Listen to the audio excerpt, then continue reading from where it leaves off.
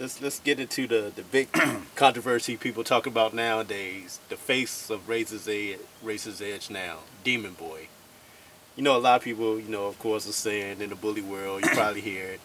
He's Daxline. He's not Razor's Edge. What's your response to that? He's Daxline. He's not Razor's Edge. He's nothing new. No, he's nothing new. Yeah. Oh man, I hear all these things. Well, first of all, nothing is nothing new. Every dog should be a product of what's behind him.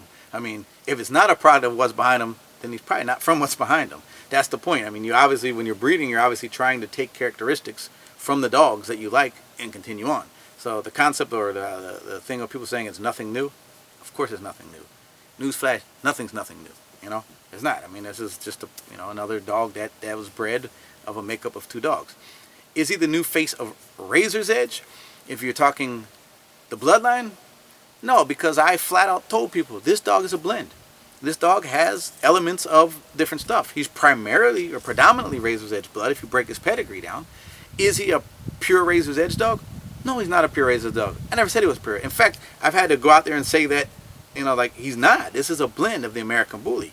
I represent Razor's Edge, of course, but I represent the American Bully too, of course. For me to sit here and say Razor's Edge is all I can breed and Razor's Edge is the American Bully would be so biased and wrong because we accept these other dogs. We accept these other bloodlines. So, my opinion, I like the fact that he's a blend. And what I'm saying to people is, here's a dog that's a blend. And I'm not saying I produced him. I'm not saying any stuff. I'm just saying here's a dog that is a blend of these lines that are popular in the American Bully. Razor's Edge being one of those lines. Dax being one of those lines.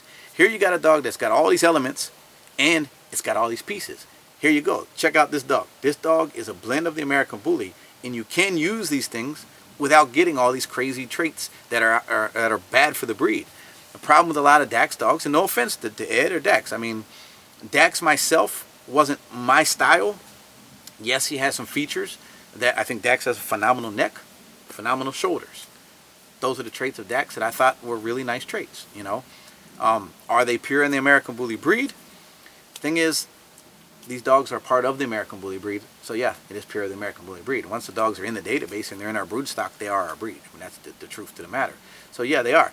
I've seen a lot of people breed the Dax dog and go the other direction and get these really sloppy, poor bred, horrible quality dogs. And I think like the exotic movement, all those things were started by people promoting these exaggerated features, but because they couldn't get them on the body the right way and correct it. You can have exaggeration without tearing down foundation, without tearing down a properly built dog. You can still have exaggerations, but a lot of these people are breeding exaggerations, but with the flaws and all the issues and even deformities. And it's like, my point is saying, here's Razor's Edge. I took some Razor's Edge and some Dax, and here we put these things together, and we got these exaggerations. We got that nice neck that Dax has. We got those nice shoulders that Dax has. But we also got a nice top line. We got a nice chunky rear. We got a different style head. It doesn't have the rounder, close together eyes. They're more further apart. They're almond. It's a chiseled, sharper head. It's like, here I'm saying, we were able to blend these things together from different lines and get all these things that people want,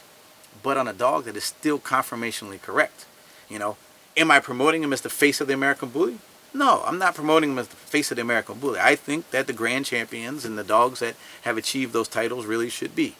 Unfortunately, because of my involvement in the dog, I really can't compete with the dog. I 100% trust my judges to judge accurately. There's nothing wrong with me entering the ring with my dog, and there's no rules against it. And I have complete faith that the judges wouldn't pick the dog because it's my dog. However, my personal feeling is that for me, it would just be perceived as too political. So I personally will never show one of my own dogs in the ring just because I feel like I don't want to be in that situation. I would love to show. I mean, you saw, we talked earlier, Razor's Edge. I mean, I was a die-hard show person, man. I love competition. I love showing. But unfortunately, in the world we live today, one of the sacrifices I have to make by being who I am in the world, I can no longer do that because it goes against what I personally feel comfortable with, even though I would have faith in the judges. So I can't promote him as the face of the American Bully breed. One, because I can't show him. Two, because I don't want, I like other people's things to do that. I don't want my own production. Even though I know what I think is right, I still don't want to be that guy that's the face of everything. Like Dave did this, Dave did this. I don't want to be that person. I've been that person in the past, and I'd rather see other people's productions be there. I'm promoting him as a nice American Bully, as a blend of lines. I still have access to some pure Razor's Edge dogs. I still have some Razor's Edge things that I'll do in the future. This particular dog, he's what he is. Is he Daxline? I mean, no. I mean, his makeup is only 25% Dax, so I wouldn't call him Daxline. Does he carry some features of Dax? Yeah. The two features I liked. The coat, well, the black's in both dogs, so that's different. But the two features I like, he does. But he also carries the good features I like, the Blueberry, too. And what's nice about him is he's not carrying the features of Dax that I don't personally like. He's not carrying the features of Blueberry that I don't personally like. He's a dog that was blended properly to produce what I think is a really nice American Bully. Unfortunately, he can't be shown, which, you know, I wish he could. But there's nothing wrong with me promoting the dog. I don't see why anybody would say, oh, Dave, you know, that's just it's stupidity to say that, because I represent the American Bully as a whole.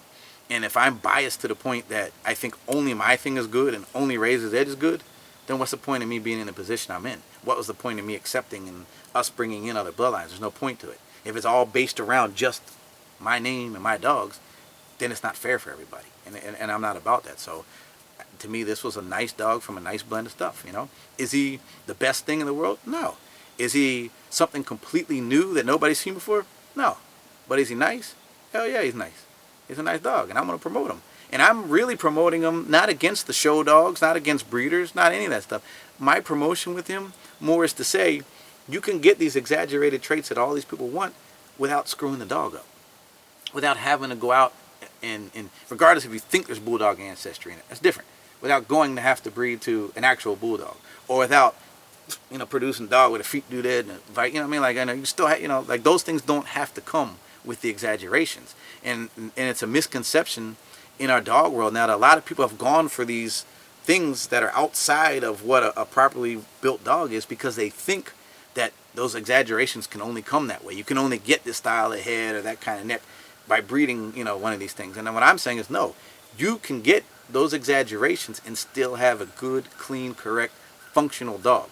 Demon is functional. You can let him run. He'll run all over the place. He's not fearful. He's not anything. I mean, he's outgoing. He's strong. He's agile. He's durable. He's solid. He's correct. I mean, he might have a few little tweaks in him that aren't perfectly conformationally correct, but overall, he's conformationally correct, you know. I mean, he's a really nice dog. And, I mean, I be honest with you, I don't really know what all the other talk is about. I mean, you know, I'm not telling you to breed to him. I'm not putting him as the face of ABKC. I'm not saying he's the best dog in the world, and I'm not knocking other well-bred American Bullies, and I'm definitely not competing with title dogs.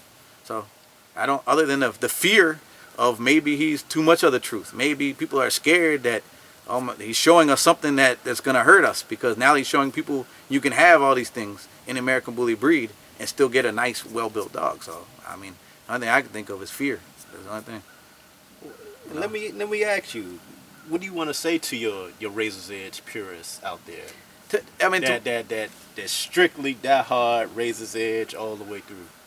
All right, to my Razor's Edge purists, first of all, I love and respect everybody that respects. I'm gonna look at them. I don't even know if you're a purist, so speak to them. I don't know if you got Razor's Edge. I got Razor's Edge. All right, yeah, well, I look back and forth. No, I mean, I love and respect the people that have taken what I've done and respected it and love it. I mean, that to me is there's no better feeling in the world. That's a sense of accomplishment when you actually have people that really respect what you did, and I do love and I respect those people. I also need to talk to those people and teach that Razor's Edge in any bloodline, you cannot remain pure. One line. Razor's Edge wasn't built by never adding something new. The whole concept of Razor's Edge is to add something new. You have to, every 3 or 4 generations, you're going to have to, and it might be 5 generations, it might be 6, it might be 1, but there's situations where you're going to have to freshen your blood. There's no way around it. You have to freshen your blood, because if you don't, you're going to breed too tight, and then you're going to start to produce all the flaws, all the bad things. Bad genes exist in Razor's Edge, the flaws, because people bred too tight and they didn't realize, and they got tighter and tighter and tighter. You know, you have to freshen your blood. When I made Razor's Edge, I was always building. I never stopped building. I was a window shopper, man. I love what I loved, but I always kept my eyes open. Like, was there something I'm missing? Or when I started to lose something, I need to get that back. And I can't get it back because I've lost it by going too tight. So the only way to get it back is to find it. You know, so you have to bring something new in to replenish something sometimes, because it gets watered down.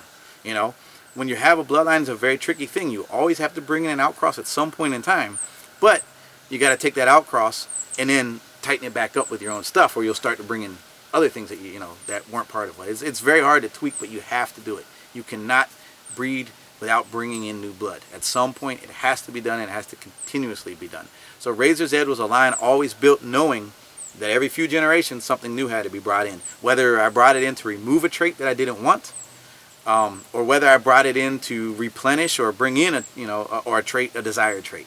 You have to do it. There's no way around it. And in the American Bully breed, it's even worse because we don't have the bloodline diversity. So you gotta constantly, at some point, the dogs get too tight. That's why you get flaws. That's why you get kink tails and all these things. The dogs are bred too tight, And it's not because there was a corkscrew bulldog added in the mix. No, it's because it was a flaw that got worse. People keep breeding tighter. So you cannot have consistency with a line over generations without introducing something new, because it'll always water down, or it'll always, something bad will start to pop up. It's just common sense. I mean, I've watched many old breeders had phenomenal dogs, got too proud, wouldn't bring in new blood, and eventually bred their line into a corner, killed the line. And that's just what happens. And as a breeder, you got to understand, you can have a pure line, if this makes sense, but no line is completely pure. Because what makes a line is that you consistently have a unique look to yourself, and it consistently reproduces that. And it's a look unique to itself that favors that line. It doesn't look just like this line behind it or this line behind it. It looks like its own entity. Its own. If you just use ruffian blood, for instance, and your dog just looked like a ruffian dog, well, your dog in essence really is a ruffian dog. What was unique about Razor's Edge is we carry traits from all these things, but you can't go back to any of those lines and say all their dogs look like Razor's Edge. No, Razor's Edge always had a look unique to itself, and it was always consistent. And that was what makes a line. Having the name Razor's Edge doesn't make it the line. I mean, it doesn't mean that that's its purity. You can't have the same thing over and over again, or it will break down and fall apart. So you have to add things new. But what makes you a good breeder and makes you have a consistent line is by knowing when to do that, and when you do that, you're not losing everything that you had in your line. You're still looking the same. You're still going consistent. You're just bringing in things you need, removing things you don't need, but you never changed, So that's the thing with Razor's Edge and all lines is no matter where you are, you're going to have to bring in something. I'm not promoting Demon as a pure Razor's Edge dog. And when I breed him back to Razor's Edge girls, to me, those are pure Razor's Edge dogs, because I'm continuing on with my look and my consistency. But I mean, that's just what it is. But I do respect everybody with the pure Razor's Edge stuff. But you also got to realize that at some point you're going to have to bring something in. I mean, it's inevitable not to. All right, thank you for that. No problem.